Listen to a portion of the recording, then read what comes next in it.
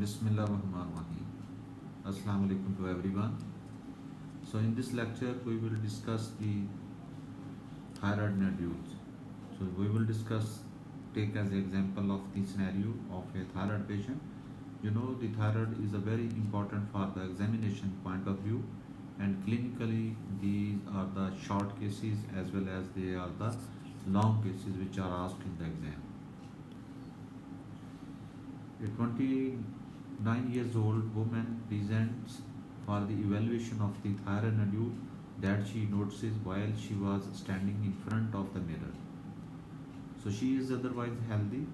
Her only significant history is 2 previous normal pregnancies. On physical examination, all systems appear normal except the neck.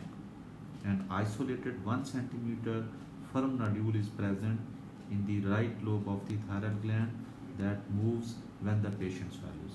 So here is a very young old female, and she has a isolated firm nodule which is present in the right side of the thyroid glands, and she just noticed that when she was in front of the mirror. Otherwise there is no pain or other things which are present in this. Now the question is, how does a patient's history and physical examination influence the evaluation of these patients? So every solitary nodule should be considered for malignancy until proved otherwise. So this is very important statement, and it is true. So every solitary single swellings which is present in the thyroid area, that should be considered for a malignancy until proved otherwise. So there are certain risk factors which are important.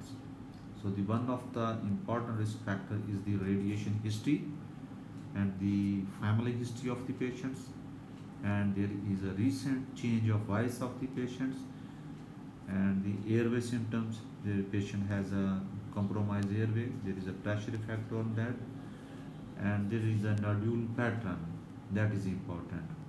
So the radiation history, if the patient has got any previous lymphoma, for that the radiotherapy is given, or other head and neck region there is malignancy, that the radiotherapy has patient taken. So there are chances of the patient might have thyroid cancer.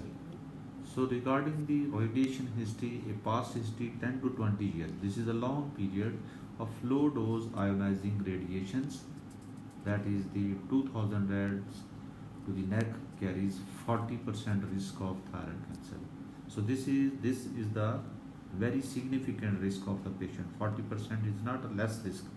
So if there is a prolonged history of the radiation exposure of the patient, so that can lead to the cancer of this area.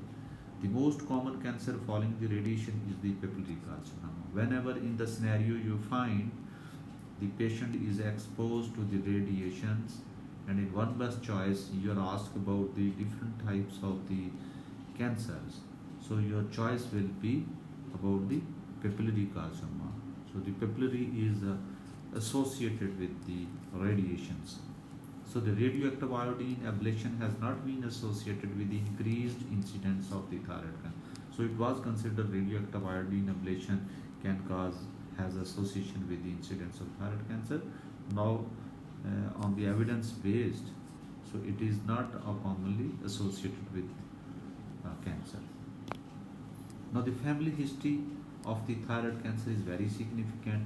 Medullary thyroid cancer is inherited as an autosomal dominant, and testing for the existence of the point mutation of the RET gene in a family can establish the diagnosis. In a suspicious lesion, examination of the serum calcitonin may be appropriate. So the serum calcitonin is the tumor marker for the medullary thyroid cancers. So in the medullary thyroid cancer, and there are chances of the lymph nodes, they are also present in the area of the neck.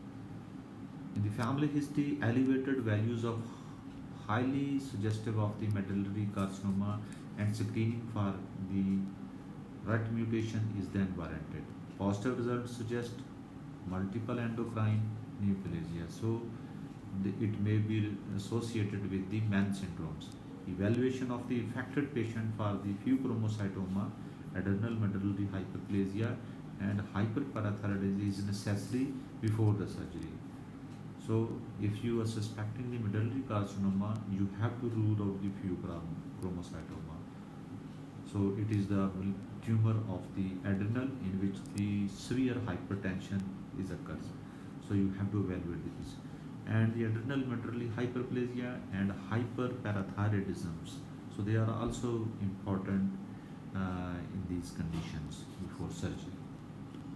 Now, the history of the hoarseness, the presence of a hard fixed nodule, the dyspnea, the dysphagia, and the cervical lymph node enlargement, and the vocal cord paralysis. So, all these are very important in the history. So, when you are talking with the patient, so the patient has a hoarseness of the voice. This is important.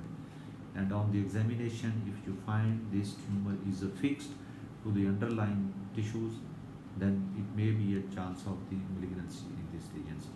A patient has a dyspnea, difficulty in breathing, and difficulty in swallowing, and sometimes the enlargement of the cervical lymph node, they are important. And the cervical lymph node enlargement, they are important in the papillary carcinoma or in the medullary carcinoma or in case of lymphoma. So all these are the hard and fixed nodule. These are the signs of the malignancy. And vocal cord paralysis is important. For this to rule out, we go for the indirect laryngoscopy. Now fiber optic may be also used. The conventional method is indirect laryngoscopy to find the involvement of the cords. Now we come to the history and examination.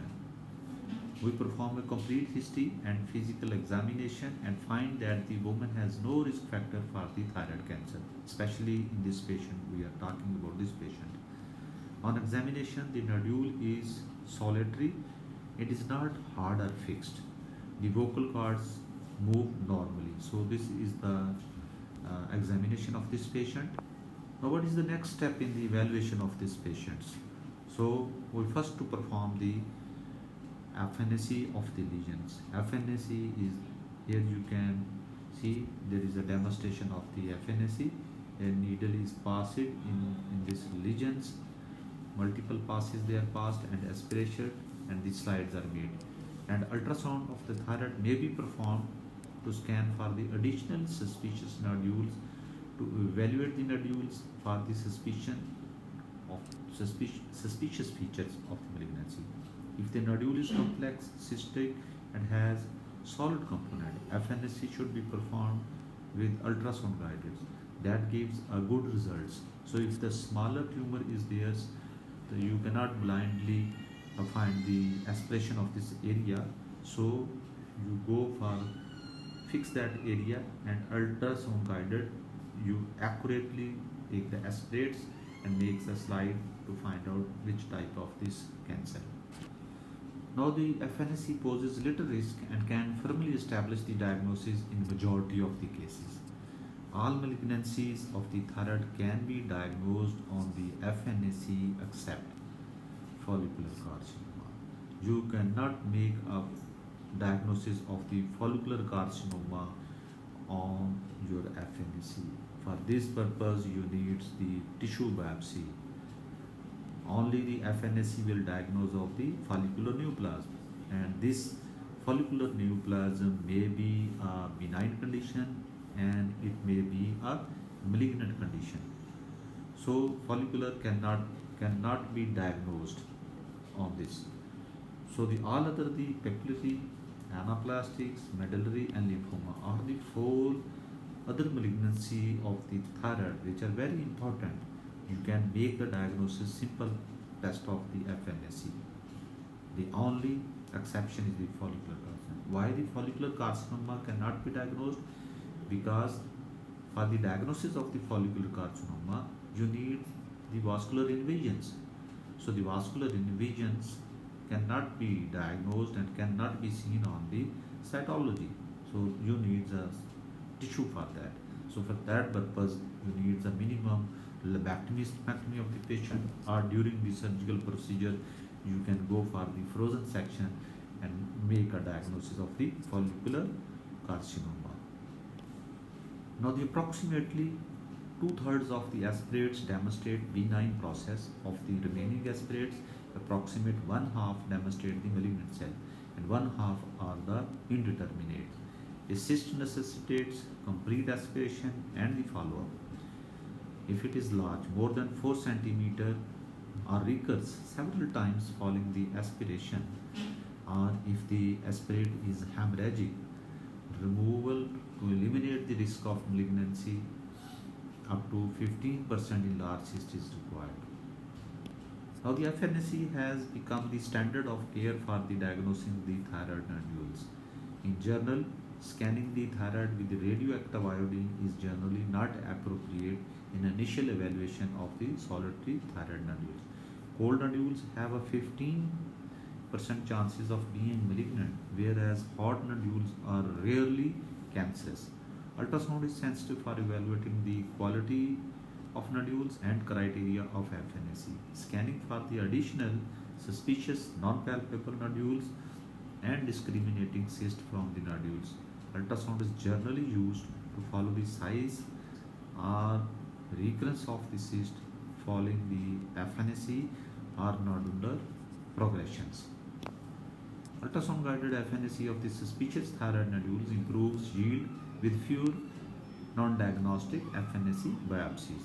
Thyroid function tests are also generally not necessary for the evaluation of the thyroid nodules unless there are symptoms of the hyperthyroidism or hypothyroidism. But for the confirmation of the hypo or hyper, you need the biochemical analysis of this T3, T4 and TSH level. Elevated thyroid stimulating hormone like the TSH may be a driver of the nodular development. Once a benign disease is established, TSH may be monitored as a part of thyroid suppression therapy with thyroxine. Okay, now we perform the FNAC of this patient. So there is a demonstration of the fine needle aspiration, how you do this test. Now, what measures would we recommend for each of the various cytology results? So when you go for the FNAC, you can get a result as a colloid nodules, as a papillary carcinoma, medullary carcinoma, asoma bodies, amyloid deposits, undifferentiated cells, Huddle cells, follicular cells, lymphocytic infiltrate. So there is a long list of the different differentials which can be made on the fine needle aspiration cytology. Now we discuss what is the colloid nodules and how we make a diagnosis. This is the benign result and there is no need for the surgery to eliminate the risk of malignancy. The medical management with the thyroid hormones, supplementation as needed for elevated TSH and follow up with the intermittent ultrasound for the nodule progression are sufficient. Surgery would be necessary only if the nodule changes significantly or for the compressive symptoms or tracheal deviations.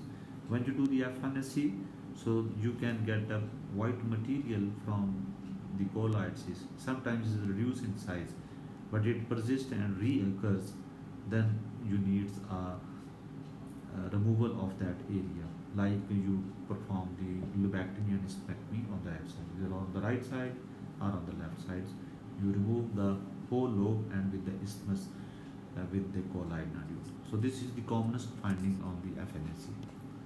So the very dangerous condition of the FNAC may be diagnosed, that is the cancer of the thyroid, and this is the one of the most common malignancy of the thyroid, that is the papillary carcinoma. And surgery is appropriate. A total thyroidectomy is generally performed due to the significant rate of the multicentric disease, because the thyroid can have a one nodule, maybe it is a memory, there may be other multicentric disease. So for that purpose, you go for the total thyroidectomy in the papillary carcinoma.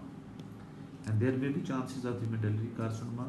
This is a highly malignant tumor and surgery is recommended in this medullary carcinoma. A total thyroidectomy is performed due to significant rate of multicentric disease. Medullary thyroid cancer spreads early to the regional lymph nodes. So this is very important. They has origin in the neck nodes.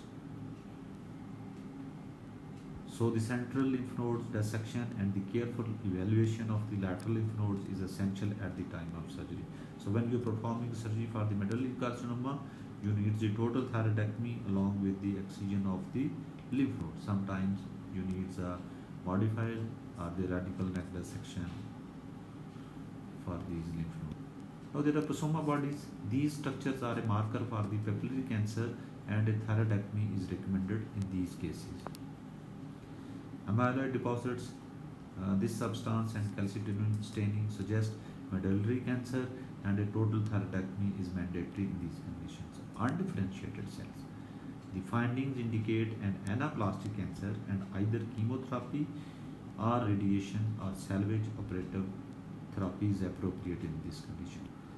Now the Huttal cells. The presence of sheets of the Huttal cell signifies either an adenoma or a low-grade cancer. Therefore, lobectomy is indicated initially. If the cancer is present, a total thyroidectomy is indicated later on. Some of the follicle cells, the diagnosis of the follicular adenoma versus carcinoma, presence or absence of the cancer or the vascular invasion. So the thyroid lobectomy is usually performed for the diagnostic purpose. Lymphocytic infiltration, this suggests lymphoma or chronic lymphocytic thyroiditis which can be differentiated by flow cytometry. Lymphomas are radiosensitive, so the radiation is appropriate. Thyroiditis requires no surgery and may require thyroid hormone replacement. So the results of the FNAC indicate that a malignant tumor is present and we decided to proceed with the surgery. You should advise your patient about what risk of the surgeries. Any surgical procedure involve the risk of the bleeding and the infection. So the serious complications of the thyroid surgery include the injury to the radicular laryngeal nerve or external branch of the superior laryngeal nerve, as well as the devascularization of all four parathyroid glands with resultant hypocalcemia. So these are the complications in which the patient can incur. With total thyroidectomy, the risk of injury to these nerves is 0.5 to 5% is increased due to the bilateral dissection and it is in the different hands. A unilateral recurrent laryngeal nerve results in the hoarseness due to the vocal cord paralysis. A bilateral nerve injury causes the bilateral cord paralysis and airway compromise and may require tracheostomy. An external branch of the superior laryngeal nerve result injury alters the high-pitched singing voice. Resection of the thyroid places the parathyroid gland at risk with subsequent hypothyroidism causing the hypocalcemia and hypophosphatemia if all four parathyroid glands are injured. The FNAC returns with a diagnosis that requires surgery. You are now in the operating room ready to explore the patient next. What decision need to be made in operating room regarding each of the following cancer? If the papillary cancer, the peak incidence of the papillary cancer, the most common type of cancer is 30 to 40 years of age. Approximately 5% patient present with the distant spread at the time of a diagnosis. Patient with the lesion 1 centimeter or less are divided into two groups. One patient with the previous head and neck radiation who should undergo total thyroidectomy. If there is a previous history of radiation, you go for the total thyroidectomy. And those patients who have not had radiations, who can undergo limited thyroidectomy, lobectomy and exthyectomy. Due to increased incidence of the multicentricity in papillary cancer, usually we recommend a total thyroidectomy. Many surgeons choose total thyroidectomy because it allows for the use of the radioactive iodine to localize and treat local diseases or distant metastases. Due to the increased incidence of the multicentricity in the papillary cancer, usually we recommend a total thyroidectomy. Many surgeons go for the total thyroidectomy because it allows for the use of the radioactive iodine to localize and treat the local disease and distant metastases. Now, further after total thyroidectomy, thyroglobulin can be used as a tumor marker for the persistence of or recurrence of the disease. The nodal excision via central compartment lymph nodes dissection or compartment lymph node dissection should be performed for clinically positive lymph nodes. Central compartment lymph node dissection is done for the papillary thyroid cancer, as up to 60% of the patient will have a subclinical metastasis in the papillary cancer. Now the follicular cancer which present 15 to 20% of the thyroid cancers are more prevalent in the iodine deficient areas. Peak incidence occurs about 40 to 50 years of age. Formal lobectomy and hysterectomy is appropriate for the excision of well circumcised lesion that is identified as a follicular neoplasm by the FNAC. No additional surgery is necessary for a tumor described as a microinvasive follicular carcinoma. However, total thyroidectomy is necessary for microinvasive lesions greater than 4 cm or for an invasive follicular cancer greater than 1 cm. Follicular cancer has a propensity to spread by vascular route and is very limited in the lymphatic spread. Now the medullary cancer constitute 5 to 10% of all the thyroid cancer. There are two forms, 80% are sporadic and 20% are familial Mann syndrome. Histologically, these tumors feature hyperplasia of the C cells, parafollicular with the amyloids, and management of these tumors is based on the total thyroidectomy plus neck dissection. They are important. In case of patient with the MEN2 thyroid disease is usually the presenting diagnostic pathology. The central neck compartment nodes are frequently involved and warrant removal. Lateral neck dissection is necessary for the clinical suspicion nodes for the large primary lesions. Now the undifferentiated cancer, these are also anaplastic. This cancer is usually advanced at the time of diagnosis and surgical options are limited. If it is possible to remove the lesion from the trachea safely, this action is warranted to prevent future respiratory compromise. The procedure of choice is a wide excision of the thyroid and the surrounding structures if feasible. So the radiotherapy and the chemotherapy is indicated. Now what is involved in the post-operative management of the following cancers? Papillary cancer. The prognosis in the papillary cancer is dependent on the several significant variables. So one prognostic method uses a scale that includes the age, 40 years versus 40 years of age, the pathological grade and the extent of the disease and the size of the tumors. As the low risk patients are young and have a well differentiated tumor with no metastasis. Another method involves the MACS scale, distant metastasis, age at presentation, completeness of the resection, extrathyroidal invasion and size of the mass, which considers two additional factors. So survival in low risk patient is as high 100% at 10 years, and whereas survival in the high risk patient is low as 20% at 10 years. There is an ongoing debate concerning the use of the lobectomy versus total thyroidectomy based on risk stratification using the ages and MACS scales.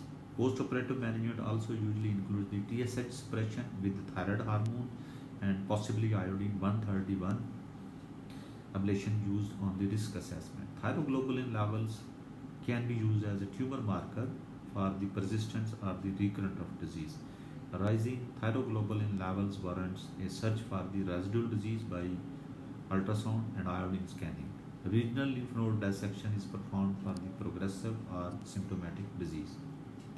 Now the follicular cancer, many of the prognostic factors in the follicular cancer are similar to those in the papillary cancers. In addition, the presence of vascular invasion worsens the prognosis. Survival is approximately 80% for the favorable lesions and 60% for the unfavorable lesions at 10 years. Post-operative adjuvant therapy centers on 131 ablation treatment, and the ablation of the residual thyroid also allows the successful monitoring for recurrent thyroid cancer using thyroglobulin as a tumor marker. Now the medullary cancer treatment with 131 iodine thyroid suppression post-operatively are not useful because the tumor arises from the C cells. Some centers use the external radiations post-operatively for advanced cases, although the benefit of this therapy is unproven.